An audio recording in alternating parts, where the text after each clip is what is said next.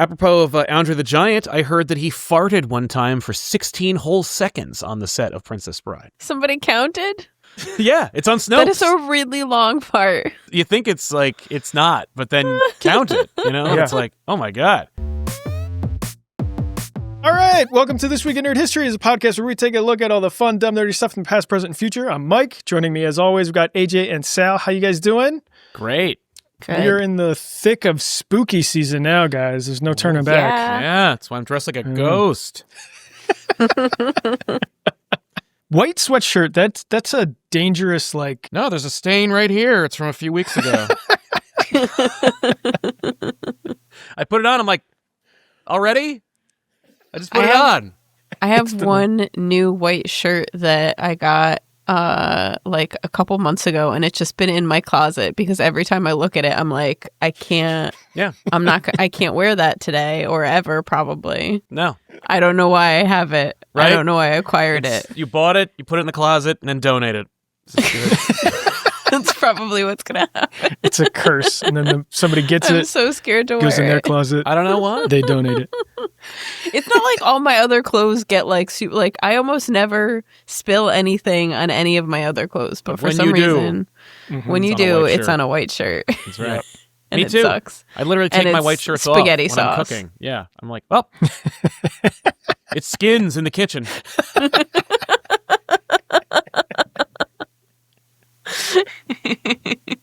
Any dark clothing, a lot of my stuff is like dark. It's just cat hair instantly. They're like, oh, hey, what do you got? Here's all my hair. Yeah.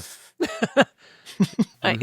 All right, so what are we talking about today? I don't even remember what's the anniversary, but it is Princess Bride anniversary. I forgot to look up what the actual thing was. It's I'm gonna say 38 40 years. ago. Oh, I was close. Almost 40. All right.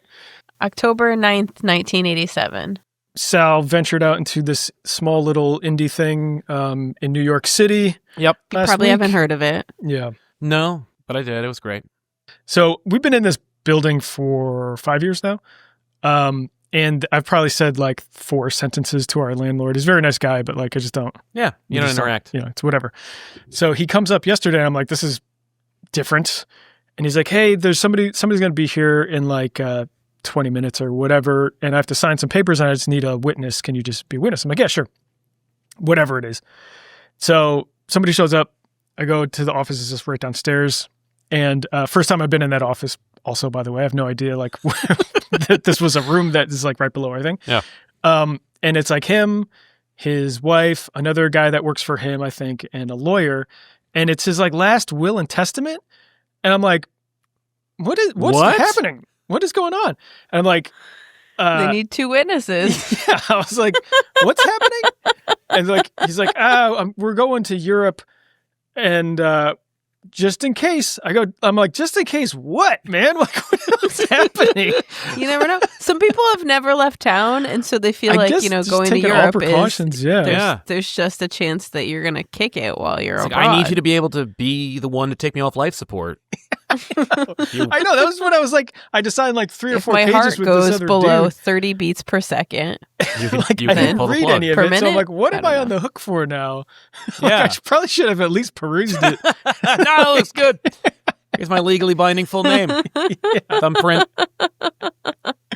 But I like how he went out of his way to not say, I'm signing my will. Nope. He's like, oh, I need you for 2 please- seconds. Come on downstairs. Yeah, okay. he's just got him and his wife and somebody who works there. Like, does he only have one employee, or like, was there no one else that he could have asked for this? That's the thing that I didn't even realize till just now. When we were walking to his office, there was somebody else right there that works with him as well. That He's like, no, not him. he didn't. He's like, not Yeah, that guy. not that I guy. can't trust No. Dave. No. Mike pays his rent on time. But it's just like, and I'm just like too, I don't know, polite or whatever. I'm just sitting there smiling awkwardly. You're like, okay. Signing it. And then I come back up here. I'm like, done. It takes 2 seconds. I'm done. I'm just like, What did I just do? what is it? Yeah. Yeah. That's us to a T. Is just like that. Just, what? You want me to, what? Move something? Okay. Oh, it's a body. All right. Whoops. And there it goes in the ditch. I should probably call somebody. Yeah. But, you know. Is there gloves? Is there gloves? No? I see you're Okay, wearing well, gloves. that's fine. No, none for me? every so often I come across my favorite just image in general, but it's Halloween, so this is extra nice. I have no idea where this originated from, but I love it so much so because awkward. It's like dangerously short. It is. Also, it doesn't look like a human head should be able to fit in that space. Yeah, he's it feels like it's a little bit too short. He's shrugging a bit. Yeah, he's shrugging. To fit and this is properly. Absolutely something that I would do. Right. If I had this costume, I would 1,000% do this. Yeah. I'm naked R2.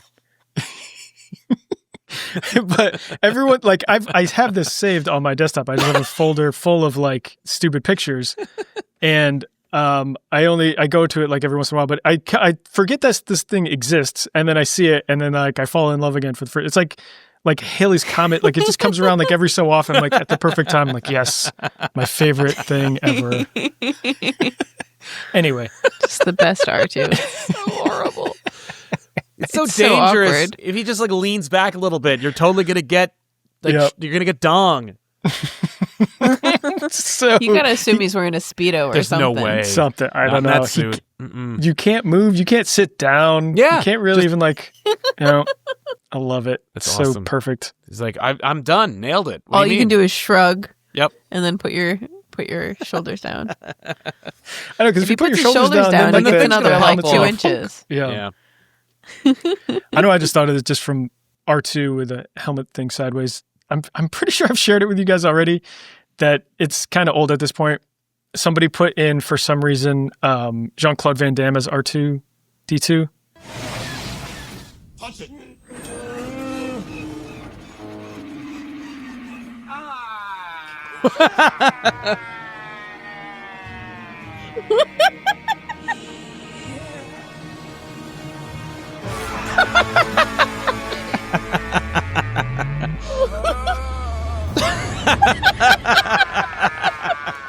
Honestly, that's not even the best one. It's not even the best one.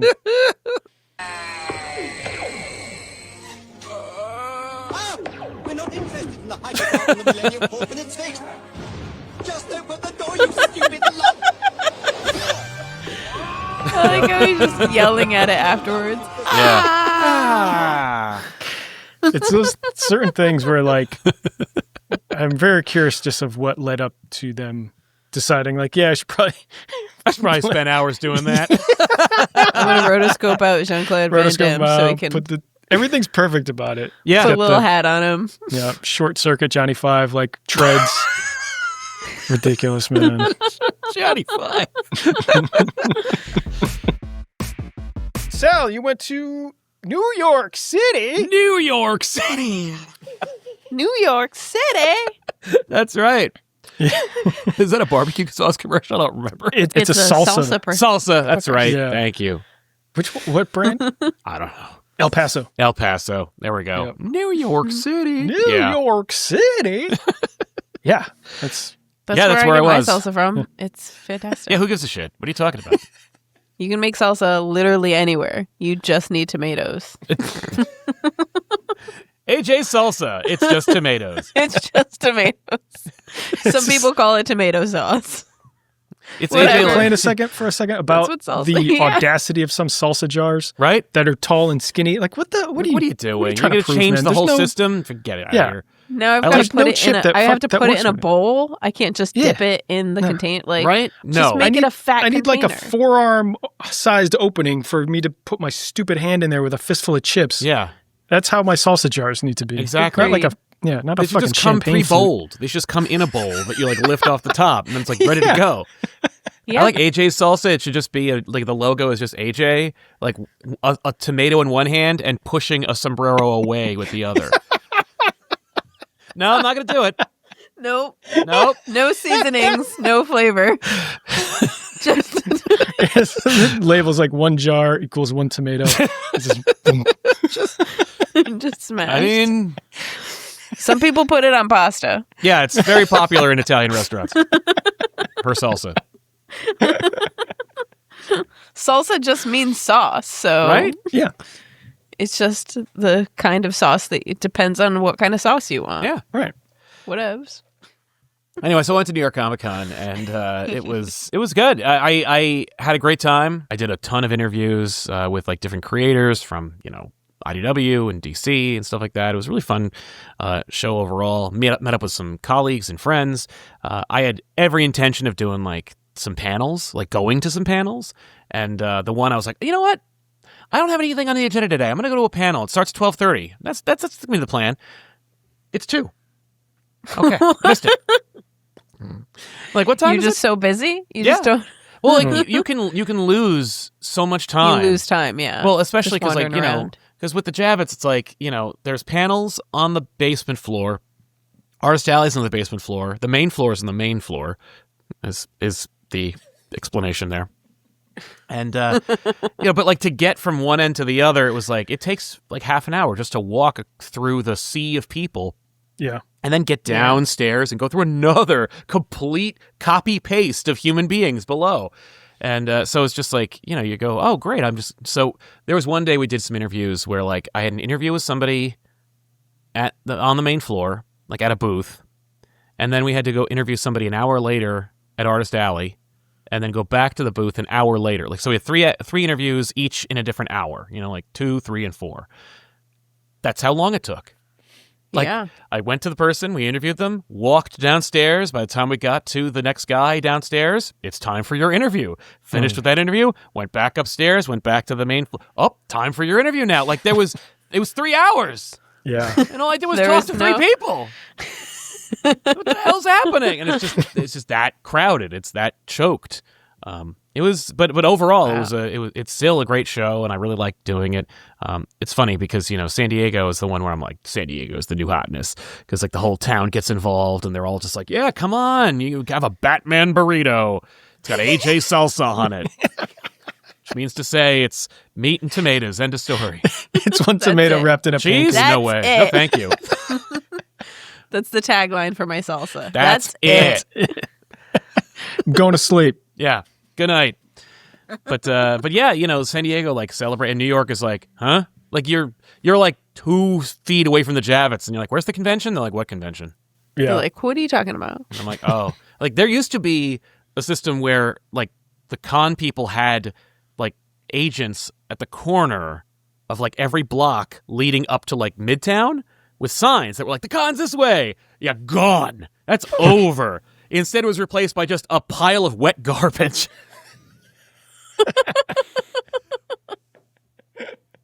So, but despite that, it's still a fun show. And, it only rained the one day, which was great because it was the last day, which is the time, if you're going to have to pick a day when it rains. But overall, tons of huge announcements.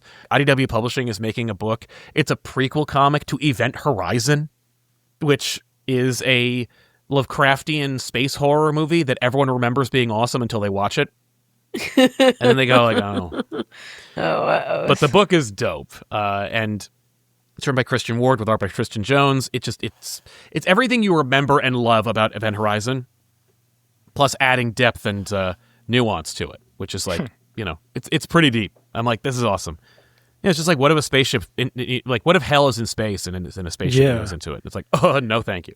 I only watched that movie once, and I was like half paying attention, and by the time it was like Sam Neill's like disintegrating or something in the car, I'm like, what is happening here? I was like, I don't know what this is. I didn't know anything about it. I just knew it was like space movie, and I was like intrigued. That is, that so many people just going, huh? Movie sucks. DC Comics had this amazing imprint called Vertigo, which was essentially where they put like indie books or certainly much more adult-oriented comic books back in like the 80s. And I want to say like 10 or 15 years ago, they like kind of dissolved the line. They were like, we're not making Vertigo books anymore. And then about like a few years ago, they announced, we're bringing Vertigo back, but then didn't announce any books that came with Vertigo. They were just like, Vertigo's coming back. And we were like, with what? And they're like, shut up. So DC was like, here you go. And they finally dropped a line of books. And I was like, oh, cool. That's awesome. And and it's like, what are they? And then you read the titles. And I'm like, oh, right. They're indie. I have no idea what any of them are. Like, they're not part of an IP. They're just like original concepts. I'm like, sounds good. I like the names associated with those. But one of them is the one that I'm mentioning because it's insane. So Alan Moore, famous or infamous comic book auteur, revitalized the Swamp Thing character by, taking over that title and, infusing some insanity to it, including, everyone's favorite anatomy lesson story arc that kind of like redefines who Swamp Thing is. But anyway, so he only did the run for a short time, and then another writer named Rick Veitch came in to take over, which is like, following the Beatles. Like, what are you going to do? But, not to be outdone, Veitch did a whole bunch of like really cool and like worthy successive stories for Swamp Thing.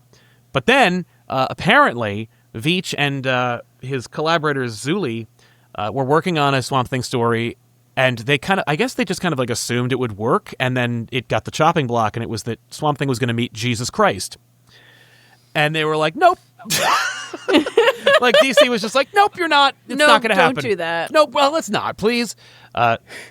So yeah, it was supposed to be Swamp Thing 88. It was, I think, called Morning of the Magician, and it was going to have like Jesus and Swamp Thing team up.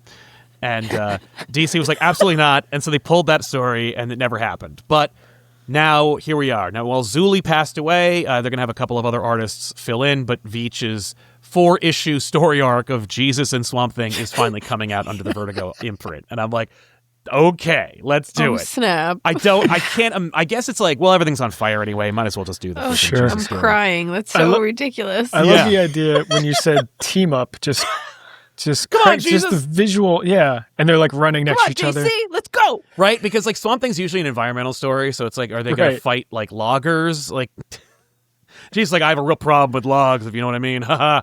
So, yeah, I don't know, but that's the thing is like it's been like since '89 we've been like, what was such a problem with that Jesus story? Like that must be crazy. So we're gonna finally get that. It's gonna be a 4-issue miniseries called Swamp Thing '89, and I'm like, oh, cool, all right, Swamp Thing and Jesus. We're finally gonna get that. I bet it's not nearly as insane as DC was worried it was going to be. So often that's the case where they're like, oh, don't do that, and it's like, what? And I'm like, I don't know. Don't do it, Jesus. Like we really raked King James over the coals. Like some weird, not in. I read the notes earlier, and when I saw Swamp Thing meets Jesus, I did not know that's where I was like, okay, I don't know what I was expecting. I don't know what I was expecting. It was not that. Right? Like he becomes, what is it? You become like a born again? Is that what happens when you meet Jesus? Yeah, he met Jesus. He goes from swamp to swamp. Yeah. Converting people. Not to be outdone, by the way, Swamp Thing isn't done meeting other characters because apparently critical indie darling Something is Killing the Children, which is an amazing series from Jamestown IV, is also getting a crossover with Swamp Thing announced at New York Comic Con. So Swamp Thing's going to meet, the titular character from that. And I'm like, okay, are you going to call it Swamp Thing is Killing the Children? Because that is awesome, but also not really his style. But yeah, so a couple of things came out. What was it? DC Comics is doing, oh, you know what? I'm doing a lot of DC. Let's mention the Marvel thing. Marvel announced they're doing a story arc called Queen in Black. They had a couple of years ago done a book called King in Black, but now how about Queen in Black? And if you think that sounds familiar, it's because it was literally a story arc they already did in the video game Marvel Rivals. So you could tell the House of Ideas is really living up to its name by ripping off their own, stories from video games. Like video game creators were like, Queen in Black, how about that? And Marvel's like, we're literally out of every idea. How about that? That sounds good. Yeah, we'll do that. We just did that. No, but we'll do it. We'll do it also. So who's the character? It's Hela, actually. Hela from Asgardian lore, and occasionally Cate Blanchett.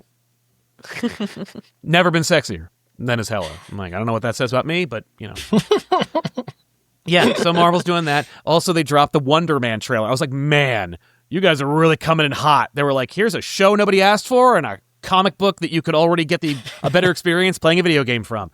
And man, yeah. I don't know if you guys see the trailer for Wonder Man. Yeah, I saw the trailer, yeah. No, I didn't.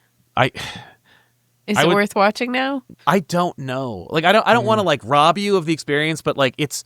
You know how like everything from Hollywood over the last 5 years has been about how crazy it is in Hollywood?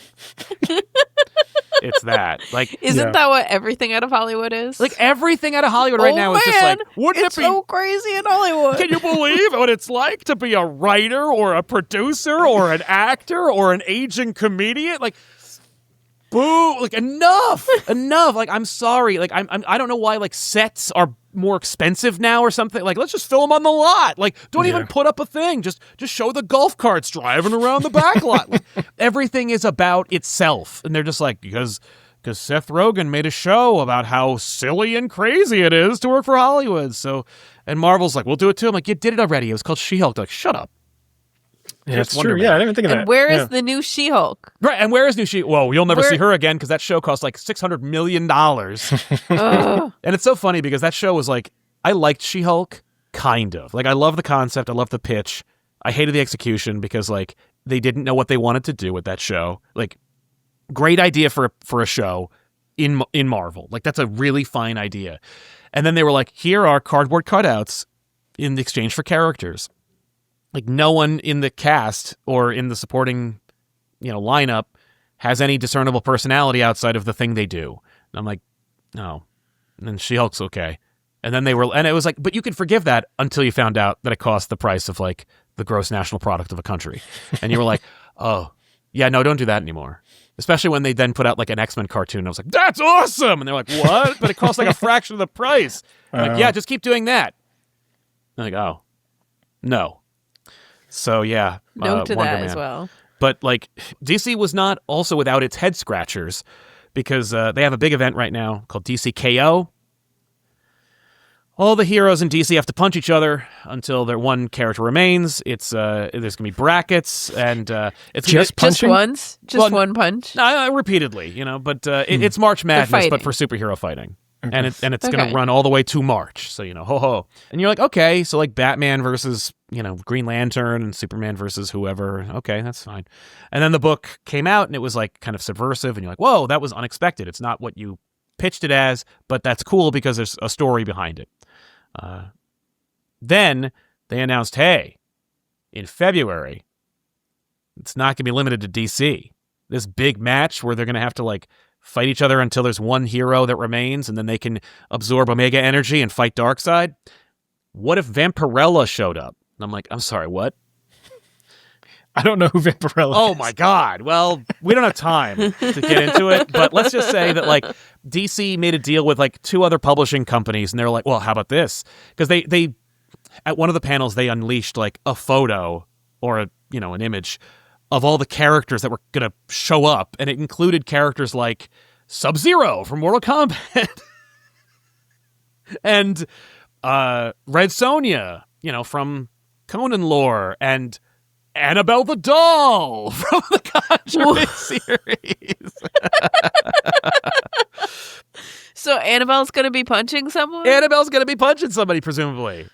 Right. In one issue. With like psychic powers? I don't know. Like with tiny hands? I've never seen a single frame of motion for Annabelle. Like, I have no idea if she's like Chucky and she like stabs people or... No, she's just like this, and then it's like she falls over, and then like somebody crashes off their motorcycle. Really? Like, I mean, that's how the stories go. That's I didn't watch any of the hilarious. movies, but like it's definitely not like a Chucky doll. Because it's literally like the image, and I also hope... because the actual... Do they do the Annabelle doll as the Raggedy Ann?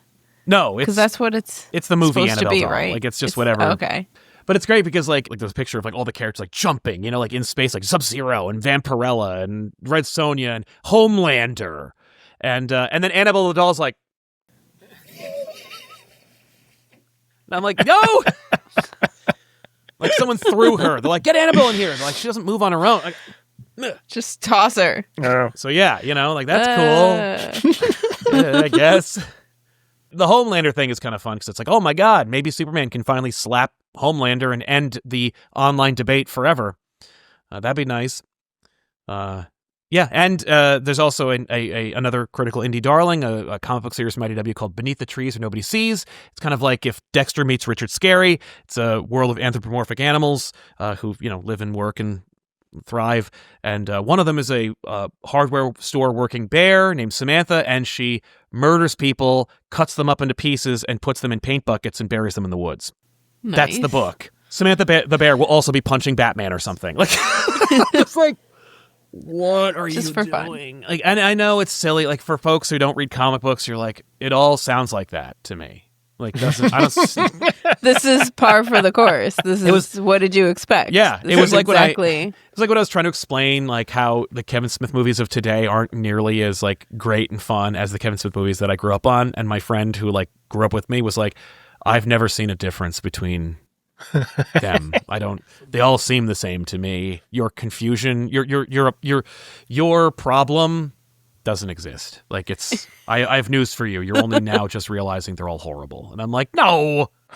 But that's what it must feel like to be like, oh my God, it's ridiculous that Samantha the Bear is here. It's like, oh yeah, I'm sorry. Isn't one of the Green Lanterns a squirrel? It's like, okay. Well, he's an alien where the squirrels look like they're squirrels, but they're not. Okay, well, what about Nort the Dog Man? All right, we got to get away from the Green Lantern people, all right? But yeah, so DC was like, here's a head scratcher for you. And I'm like, you got me there. Yeah, I was going to say, yeah, it seemed like a lot of the news was all comic-centric. Yeah.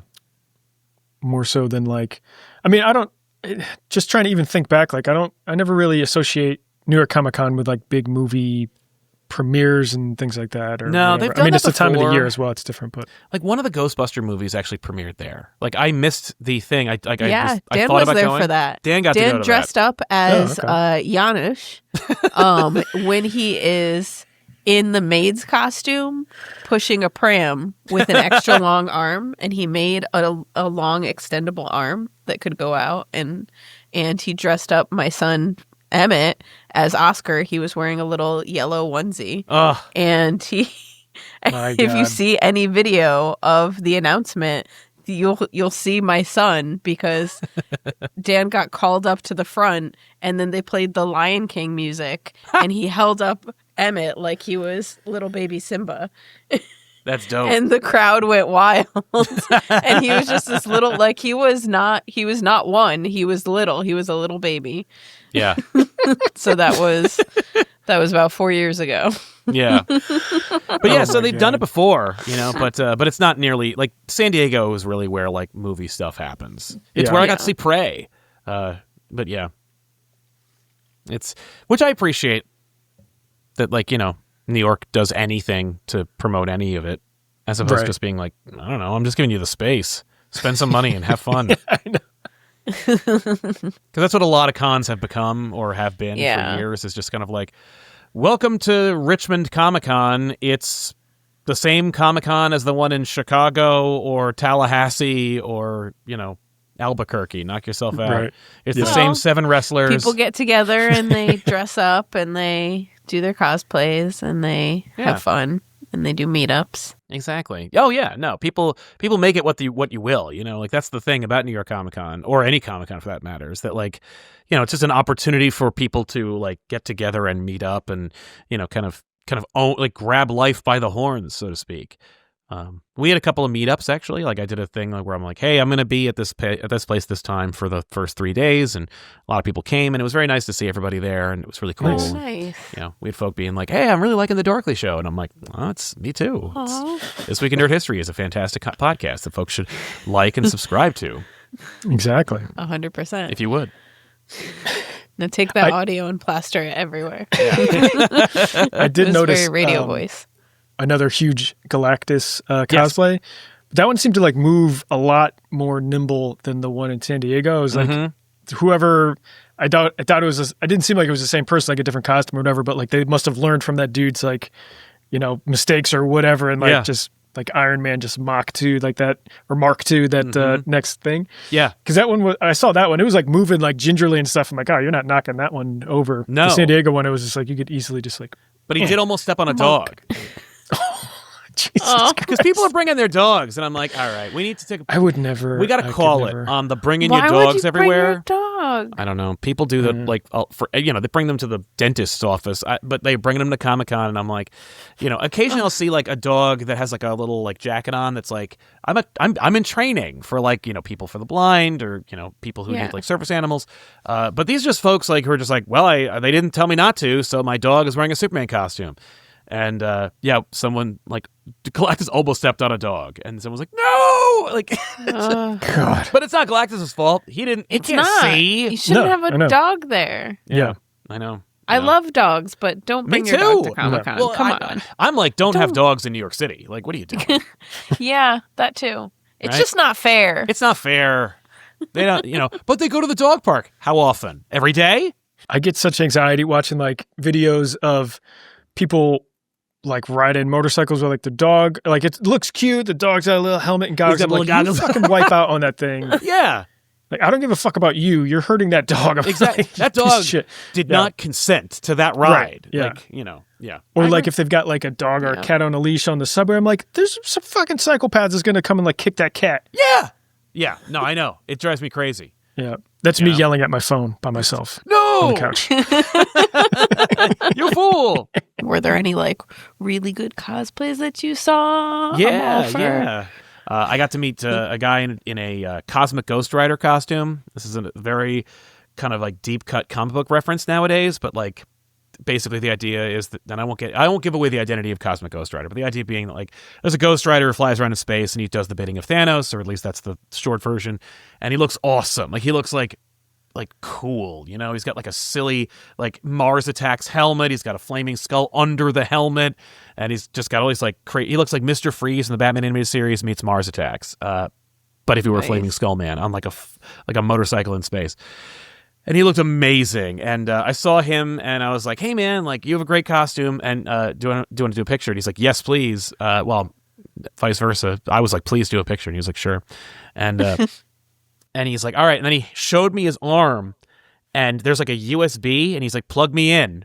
And like I had to like plug in his USBs on his arm, and it made the whole arm glow. And then like he did it for the other one, and his dad was there operating like a separate control panel that lit him up. So like he completely was illuminated. Wow. And then while we're posing, he's like, I watch your show all the time. And I'm like, oh my God, thank you. That's awesome. It was cool and great. And he looked amazing, and he beat Galactus in one of the costume competitions. So nice. Good for him. What was not so great was that we bumped into him again at the Port Authority in the elevator. We're like, hey, it's you. And he's like, hey, man, great. And then we both walked to our cars at the same floor and then drove next to each other into the tunnel. Like, it looked like I was like, you made a mistake saying that you watch my channel, man, because now we're friends. Where are we getting dinner? Because then the next day I'm sure it was just as awkward for him. He was like, shit, I shouldn't have said that. Because then the next day, I saw him again, and he had a different costume. He was Casey Jones. But I was like, hey, and you could tell he was like, hey. Like, he was pulling back. He's like, yeah. That's enough. Don't, you followed me and my dad home for like 6 miles. Forget it. So. Get out of my house. No. All you got is light beer.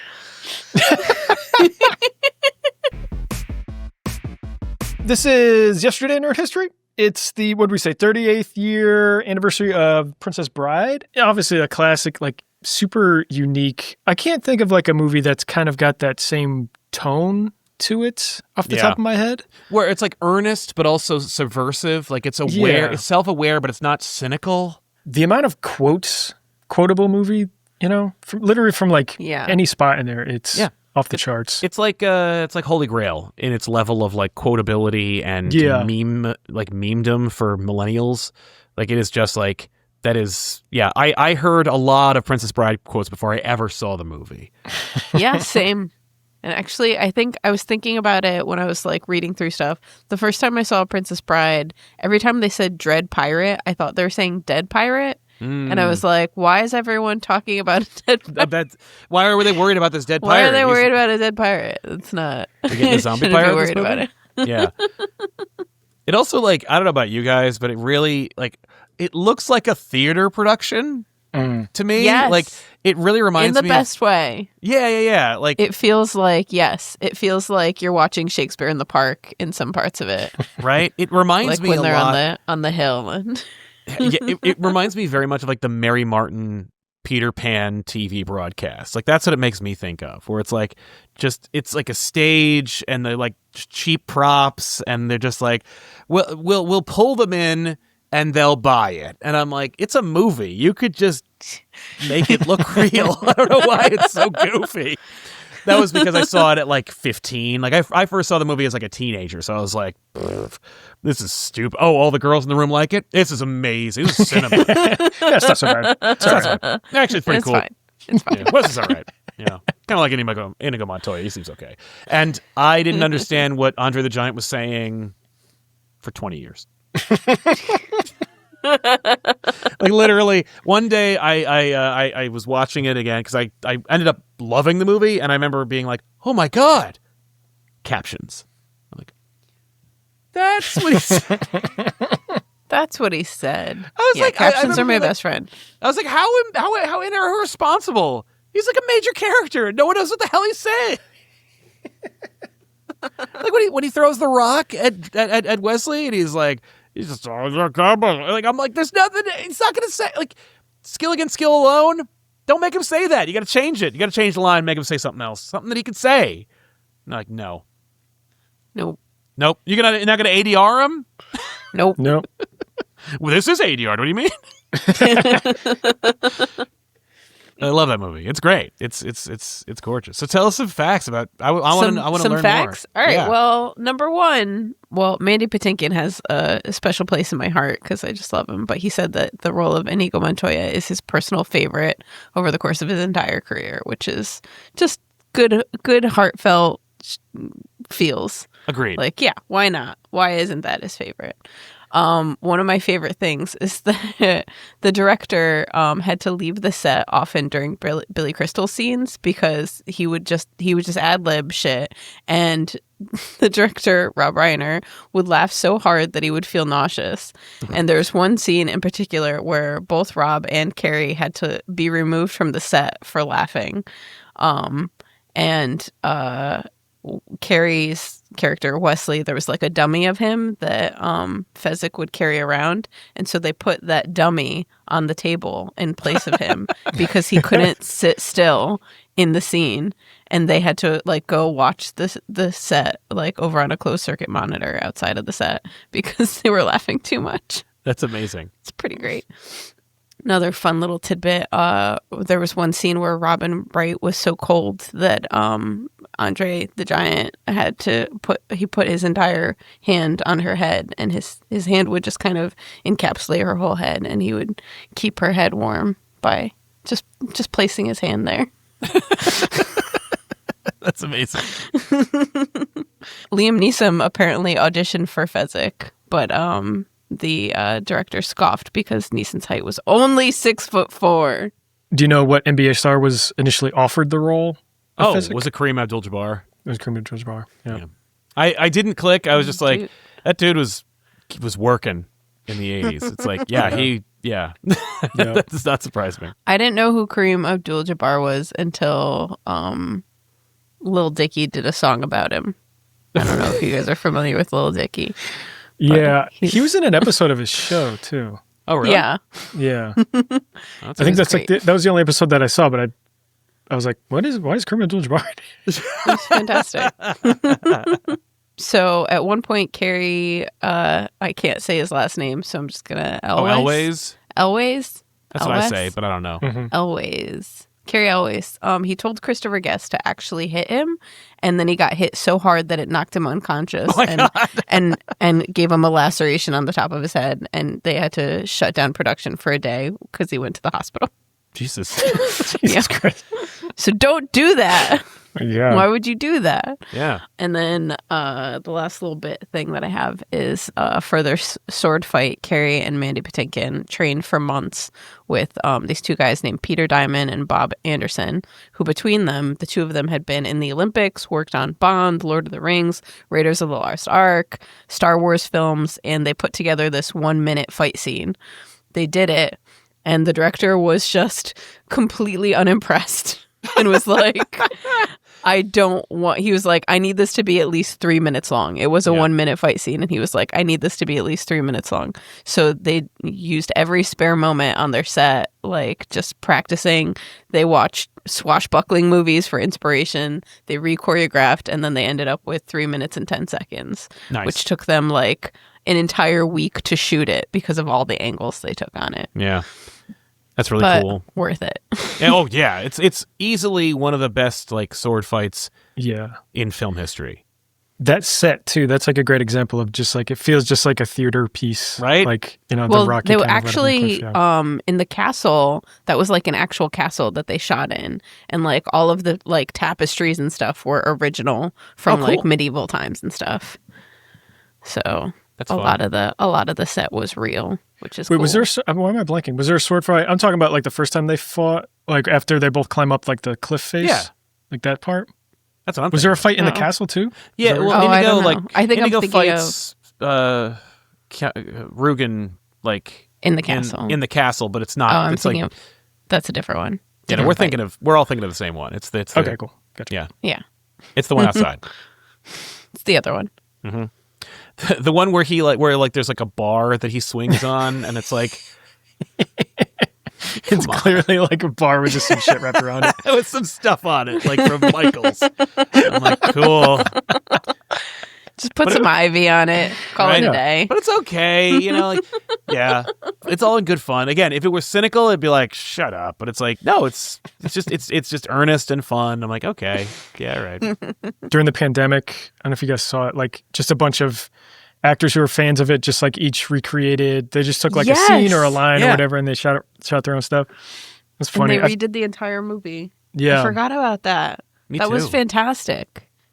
I was most impressed by Jason Segel's Andre the Giant impression. It was pretty good. Apparently, The Princess Bride, the title was coined because William Goldman, who wrote the book and then like the treatment for the film, he was asking his daughters like, what should I do next? And one of his daughters said like, write about a princess, and one was like, write about a bride.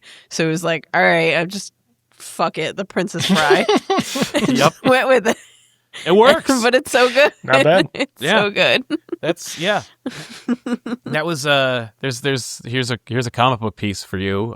There's when they were devising in the 80s, I think 84, they were like, what is going to be our big like comic book event that will sell the new toy line that we just like licensed out? And they were like, what are we going to call it? And they realized that the number 1 and number 2 words that are on a comic book that kids / young boys identified with or were attracted to were Secret and Wars. And so they went, Secret Wars, that's the book. It's called Secret Wars. And it's like, that's what you do. You just go like, well, what are the top 2? Can we smash those together? Smash them. Princess Bride it. Yep. Princess Bride. I love That's it. why there's like a toy Princess line. It's kind of old now, I guess, at this point, but it's like Robo Trucks or something. It's clearly like, Yes. yeah. Well, like Dino Riders was a thing. Right. You know, and they were like, that's it. Like, yes. We have all these shitty dinosaurs from like a museum like license we had. Put some saddles on them. Dino Riders. Dino Riders is a real thing. It was cool. I had a Triceratops. The guy who played the albino never watched the movie because when he was shooting it, he had to wear contacts that he was allergic to the contact solution that they used. And so he was just in like severe pain the entire time they were shooting. And he didn't want to relive it. So he just never watched it. Oh my God. That's so never seen his own performance. yikes. Oh. That's That sounds weird. painful. Yeah, I hate that. I hate that for you. I hate that for you, albino man. I was thinking about that same sort of thing with Lord of the Rings and Gimli. I forget the actor's name. Yeah, Like, he was John allergic Rhys to all. Davies. His face is melting. Like, Yeah. Allergic to all that stuff. Like, that's torture. Like every fucking day for months, years, whatever. For years, he's just like, yeah, it's fine. I'm like, change the goddamn latex. Like, what are you doing to him? Come on. God. Apropos of Andre the Giant, I heard that he farted one time for 16 whole seconds on the set of Princess Bride. Is that true? It has Somebody my counted? God. Yeah, it's on Snopes. That is a really long part. I know. It's on Snopes. Yeah. this. Jesus Christ. You think it's not, but then count it, Yeah. It's like, oh my God. He farted for 16 whole seconds, which brought production to a standstill, apparently. Like, everyone just stopped what they were doing. And then Rob Reiner said, "Are you okay, Andre?" And he said, "I am now, boss." God. But that, it's verifiable because, everyone talks about how much he farted. I guess so. He used it as a weapon. Weaponized farting. Yeah. When we were doing the WWE show, so many stories were about Andre the Giant, mm-hmm. and they're all disgusting.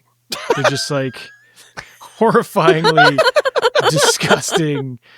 There's one with Jake the Snake, and he's wrestling with him, and Andre just sits on him, sits either Jake the Snake's face down, or he's on his back, and Andre's right on his chest, mm-hmm. and it's however big he is, fucking 600 pounds. Something yeah, crazy. Exactly. And he farts, and it's just all point blank range in his face. That's the most timid one. There's so many just disgusting ones, when he's wrestling Hacksaw Jim Duggan, and something Hacksaw did pissed him off, and he had him in this weird kind of chokehold, and he took, Andre had that weird kind of singlet thing. Yeah. That was his outfit, right? Yes. And I think he took that and was choking, whatever, yeah, gagging him with it. Ooh. And it's just his Andre the Giant's sweat is just pouring it down Hacksaw Jim Duggan's throat. Oh. It's just fucking horrifying. They're all like that. They're all just the most horrifying things. He would do that stuff on purpose in the ring. Yeah. And there's nothing, you had to take it. Right. Because nobody's going to beat him or be as gross as he is. That's it for this week. Thanks for watching. Thanks for listening.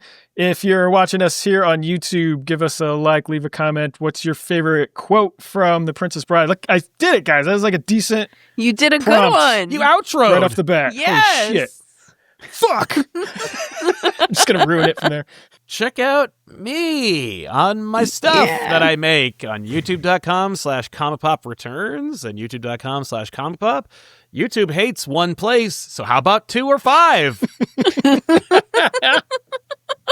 Subscribe to both of them and be baffled by your notifications. Yeah. That's how Be people ready for watch their comments things. of, when did this come out? Oh, You're still making stuff? wow, good for you. That looked like you guys had a lot of fun making. Thanks, Mom. Thanks, Mom. I want to plug spooky stuff. I highly recommend, since it's spooky season, revisit The Craft. I rewatched it this weekend, and it is still fantastic. A lot of the effects hold up. There's a couple that you're like, but for what it's worth, it's good. Yeah. And especially if you were like me. Really? You saw it in the theater? Yeah. Nice. I think I was a young teenager when I saw it, and I don't think I saw it in the theater, but I watched it a lot. There was a lot of stuff that I was like, I could literally quote this movie inside and out. I don't I watched it so much, and I had a friend in middle school that would just write "Blessed Be" on all of the notes that she sent me. Nice. It was like, if we think about something enough, it'll happen. And I was like, dude, chill. It's just a movie. Hey, but you know what sucks? The Craft 2. Yeah, I heard. I didn't even know that was a thing. Dan told me, he was like, "Do you know there was a second Craft movie a couple years ago?" And I was like, "What? How did I not hear of it?" Yeah, not that long, 2020 or something. Yeah, I think it was called it was like a Lego. It was just literally called The Craft 2, and Farouz she shows up for one whole second. cameo or something. Yep. But apparently it's terrible. But I might have to watch it anyway. We saw it and it was like, boo. Aww. But go check out the original. Magic 2 will be good. Really? I don't know. I hope so. I hope it's good. I like Practical Magic a lot. That's my second recommendation. Practical Magic. I'm gonna check that out this weekend probably. Anything you want to plug, Mike? Halloween. You guys into Halloween? That's like the holiday? No.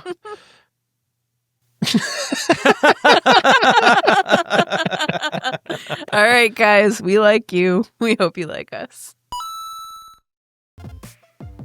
Awesome. All right, well, grab a nap. You take a nap. Yeah. I know. Do a quick record. My posture's like, by the end of the thing, I'm like, literally, you were great the whole show. Just now, you were like, that's what I have to do for the next week or two. Die. Slowly falling asleep. Oh. All right. All right, gang.